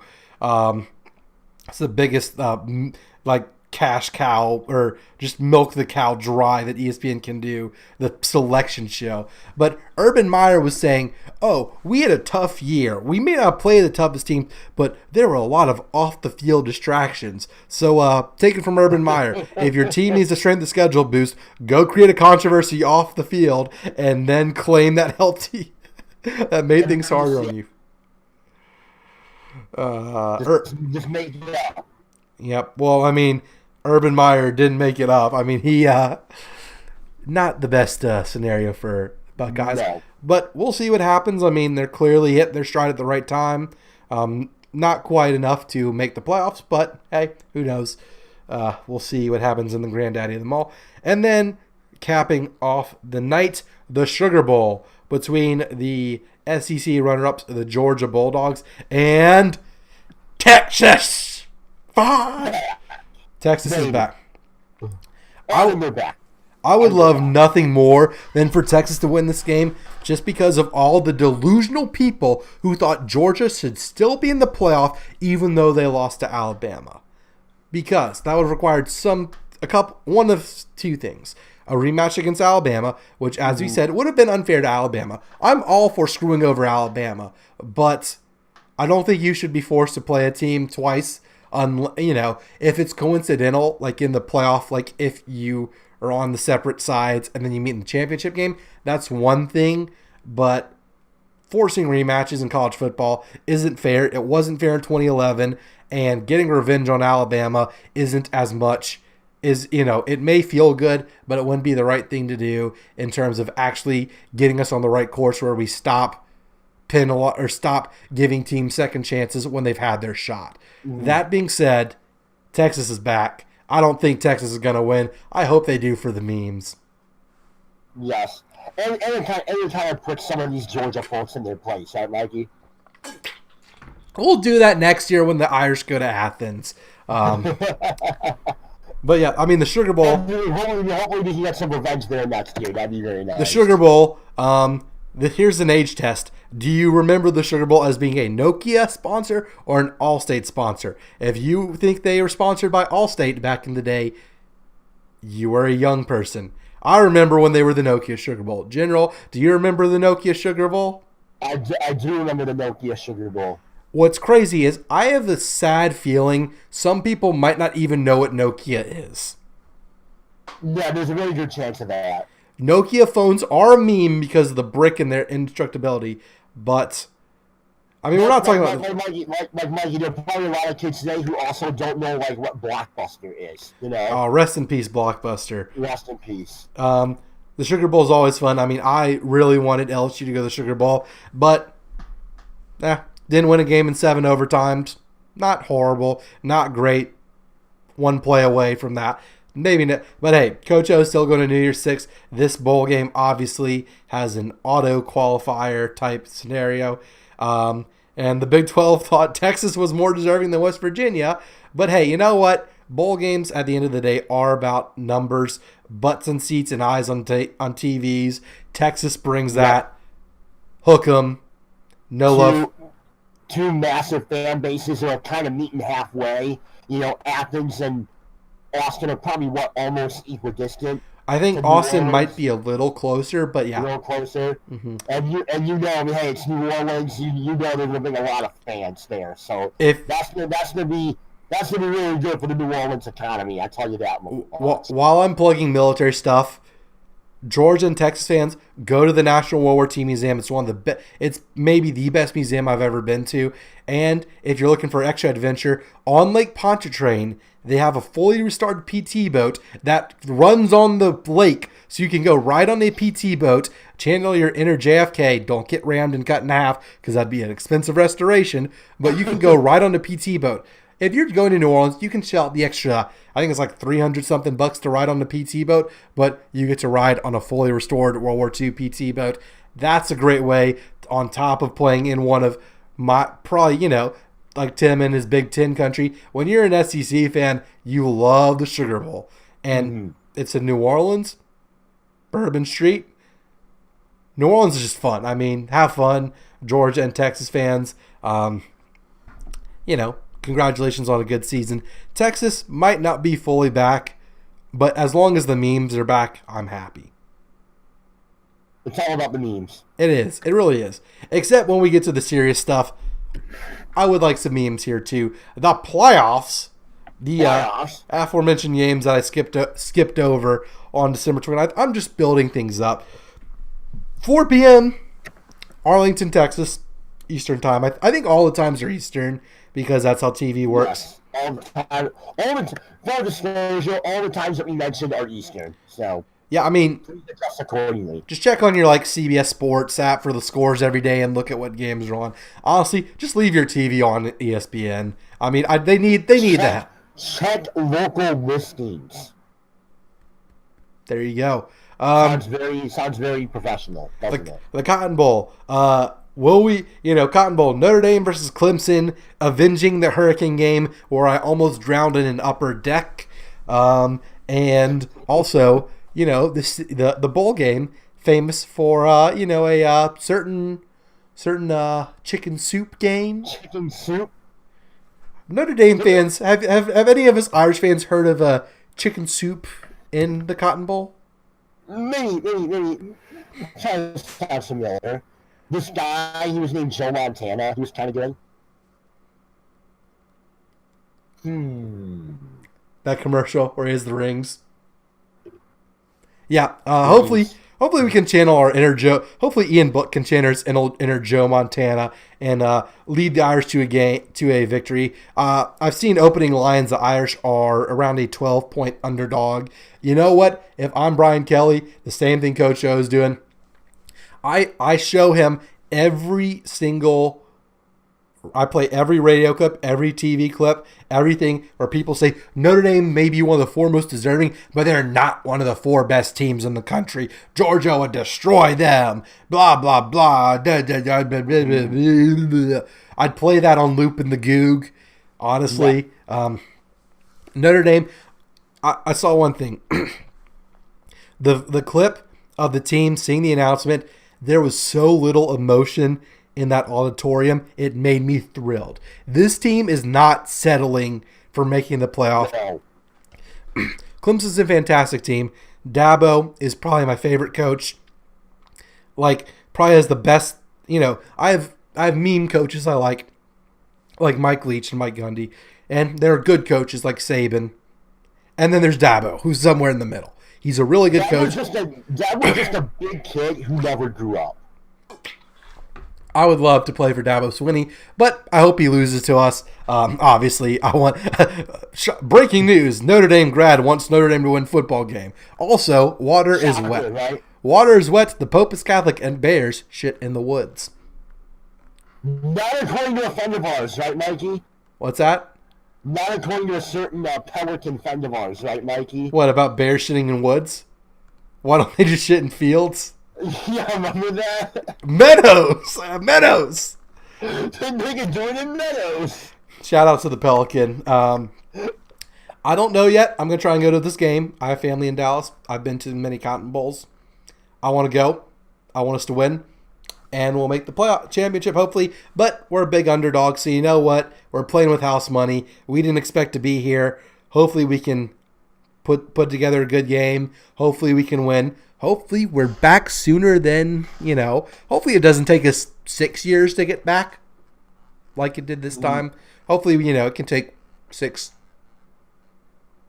double months. I don't know. I was going to say fortnights because a fortnight is 2 weeks. Not a terrible free-to-play game. Play real games, people. Panzernator, Hearts of Iron, World of Warships, strategy. Games that take intelligence and skill. I smoked my cousin's video game ramblings. Okay, let's continue on the video game ramblings, and I will come back to sports.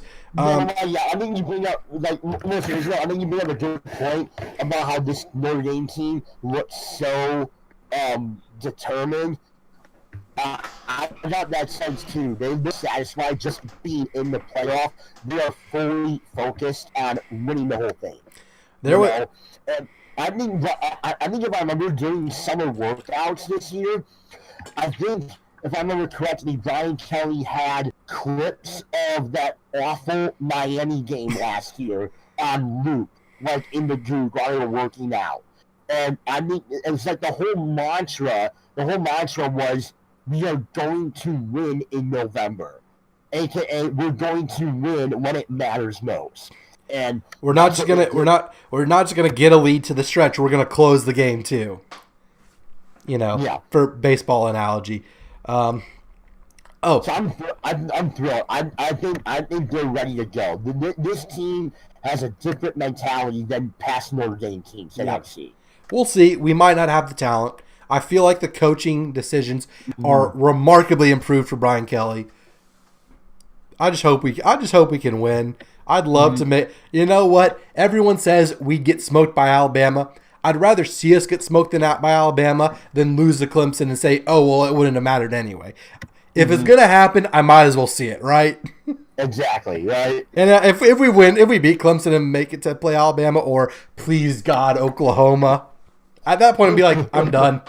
Again, we're already playing with house money, but the team shows a pleasant lack of emotion when we beat Southern Cal to finish 12-0 and when they were selected to make the playoff. It was fantastic. Dare I say, a Saban-esque lack of emotion from the Fighting Irish. So hopefully we can back it up with our play on the field and put a bigger number on the scoreboard than the fake Tigers do. Tim might have froze. Anyway, the other playoff game. Tim will come back here any second now. You back, General? Did we lose you? General? I'm here. Okay, we lost you for a second. The other playoff game, the Orange Bowl, a.k.a. the cursed stadium that Notre Dame should never play in. until we do, I can't wait to go on the road and kick the U's ass at some point. That'd be fun. That'd be nice. The Orange Bowl between Alabama Crimson Tide, the juggernaut of juggernauts, and defense is for losers, the Oklahoma Sooners. I think this should be a fun game. I don't know. Honestly, this is what happened. This is Oklahoma needs to get some sort of defense on the field. The only chance Oklahoma beats Alabama is, I'm going to predict it right now, 3 Crimson Tide turnovers.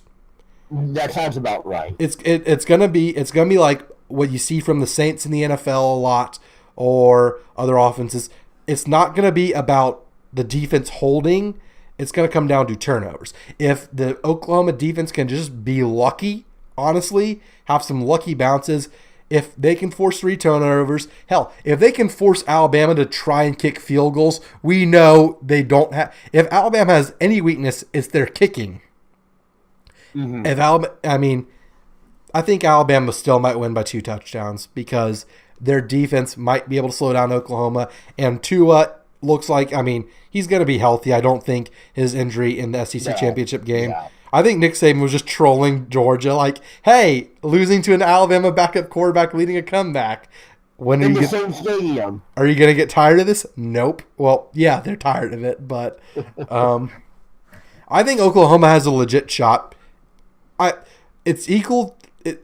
So an Alabama fan outside of Tiger Stadium, when LSU was hosting Alabama, asked me, "What do you think is going to happen in this game?" And I told him there are 2 possibilities. LSU wins by 3, Alabama wins by 30. I feel like this might be a same type of game. Oklahoma's going to win by a field goal, or Alabama's going to win by 2 touchdowns. No in between. Oklahoma's going to keep up, be lucky, and actually have someone make a field goal, or Alabama's going to smoke them, and there's no in between. General, what do you think about this matchup? I talk too much. I'm out of water. I feel the same. I feel the same way. Like you said, if Oklahoma's going to win and pull the upset, it's going to come down to the defense making enough big plays. And that's kind of what we saw yesterday in the Big 12 championship game against Texas. The defense actually made the biggest play of the game for them. When, if you remember, they had that big pass play to C.D. Lamb, their wide receiver, and it looked like he was going to be down to like the 10-yard line or something, and he coughs up the football right after that, and Texas recovers inside the 10. And you think, oh my God, this is like huge swing of momentum. Texas was only down 3 at the time. You're like, oh my God, Texas is going to get the ball back, chance to take the lead. And then what happens? Like the very next play, they send a corner blitz in that Texas just does not see coming at all. They sack Sam Ehlinger in the end zone for the safety. And to me, and then Oklahoma obviously got the ball back after that. To me, that was the play of the game because it completely shifted momentum to Oklahoma's favor, and Texas never got it back. And then ultimately, they had that interception when Texas was making one final desperation drive to try to, force an onside kick and stuff. The defense got a big pick there to finally seal it off for the Sooners. So the defense actually did make some big plays for them yesterday in the Big 12 title game. I feel like they're going to have that same kind of performance in this game against Alabama to have a chance. If you're Lincoln Riley, I'd be as aggressive as possible. There's nothing to lose in this game. Just leave it all out in the field, sling the ball around, send in whatever blitz you can think of. Honestly, just go play Madden or NCAA and just like, oh, sure, let's do this play. Honestly, obviously you need to be a little more sound. You might want to run plays you're comfortable running. But Oklahoma, please just do us all a favor. Please. The thing I will say, though, in favor of another thing for Oklahoma is this is definitely, without a doubt, the best offense that Bama has seen all season. Oh yeah. So how they respond to that is going to be very interesting. I know their defense is incredible, as it always is at Alabama, but it's going to be very interesting to see how, going from, some of these SEC offenses that are kind of, like grinded out type offenses, and then all of a sudden, boom, here's a Big 12 offense that scored 50 on you. So it's going to be very interesting to see how they respond to that. Oh yeah, and especially with whatever beef there is between Tua and Kyler Murray on who wins the Heisman and who finishes in second, because it's going to be one of those two, probably Tua. Although I could see Murray winning it based on stats or something. Anyways, Dwayne Haskins doesn't have a chance to win the Heisman. Sorry, Ohio State. Again, not really, but yeah. Oklahoma has a better chance than people think, I would say, but Bama is Bama until proven otherwise. So exactly, yeah. And this also, I want to say this before what happens. If Notre Dame ends up playing Alabama, whenever you play Alabama in football, it's like when you buy a lottery ticket. The chances are not in your favor, and you know it. But damn, would it be amazing if you won.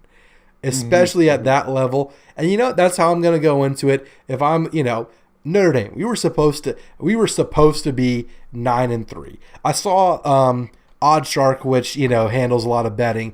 They pulled up the preseason odds to make the championship. Notre Dame was by far the least likely team to make the championship, behind the likes of Michigan and Michigan State. And I'm going to pull it up right now and read some of these teams. It sounds like a very interesting stat here. No, so Notre Dame was plus 650 to make the playoffs at the start of the season, behind Alabama and Clemson, obviously. Okay, I'm just going to read teams that did not make the playoff. Behind Ohio State, Georgia, Washington, Michigan, Wisconsin, Auburn, Oklahoma, who made it, Penn State, Michigan State, and Miami. Notre Dame had the same odds as Miami to make the playoff. So you know what? If you're a Fighting Irish fan, if you're a Fighting Irish player, don't rest on your laurels. You're playing with house money. You have nothing to lose. And honestly, it might do us all a favor, fans, players, coaches, other sports fans, if it may sound a little uncomfortable at first. Stop thinking of Notre Dame as you think of Notre Dame. We have a lot to prove still. Don't rest on our 11 titles before any of us were born. Don't rest on the fact, don't rest on the logo. You're an underdog, Notre Dame. We need to embrace it. We need to, come out with nothing to lose and everything to gain. And hopefully, just hopefully, we can win 2 more games. And, win our lottery ticket, right? So, Tim's freezing. I hope he's getting some of this epic rant, this rambling on my part. But you know what? Just storm the beaches, beat Clemson. And Notre Dame, hey, I was at the last time we played in Jerry World. It went pretty well. I'm still here, General. I am on a rant of epic proportions right now, and you are missing it, which is highly unfortunate. But you're still frozen. You need better internet. Sorry. Are you back? Kind of. Maybe. Texas is back? Kind of. Maybe. But the Irish are in the playoffs. We were by far, out of all the teams in the playoff, the least likely to get there at the beginning of the season. A lot to be proud of, but we're not done yet. So, I want Tim to come. Tim, come back. Come on. Fix your internet. Don't fix your internet. He might be restarting Discord. That's what happened the last time he was down for this long. General, are you back? I see your hand blurry. But, oh no. It's just me. This is not good. Uh-oh. Let's, technical difficulties a little bit. Hold up. General. Oh, no. Well, the General is no longer on Discord, so that's fun. But I'm still here. I control the show now. Oh, let's say bad things about Tim. He won't watch this. It's like 2 hours long. But yeah, Irish, a lot to play for. Hope they can pull it off. Is he back? Guess who's back? Back again. General's back. Tell a friend. General, are you back? I think I'm back. Okay. Up. No, don't freeze again. No. No. Up. Huh? Please. I can't. General, why does your internet suck? Are you there? I straight up disconnected for a solid 10 seconds there. You disconnected for a lot longer than 10 seconds. But I just went on a rant. Like Texas, though, I'm back. But maybe. Only maybe. Only maybe. So I basically just went on a rant of saying, look, Irish people, we can't rest on the fact of our history. We have to win now to earn the respect that the younger generations might not have for us that older ones do. Mm-hmm. And we were the least likely of all the 4 teams in the playoffs to make it before the season started. We're here. No one thinks we have a chance. What's there to lose? Except your connection. Right.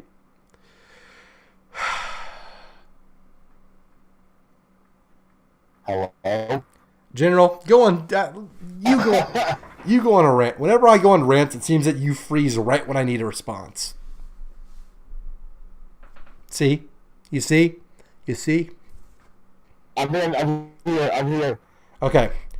Do you have any closing statements so I can end this damn show before waiting for you to fix your connection?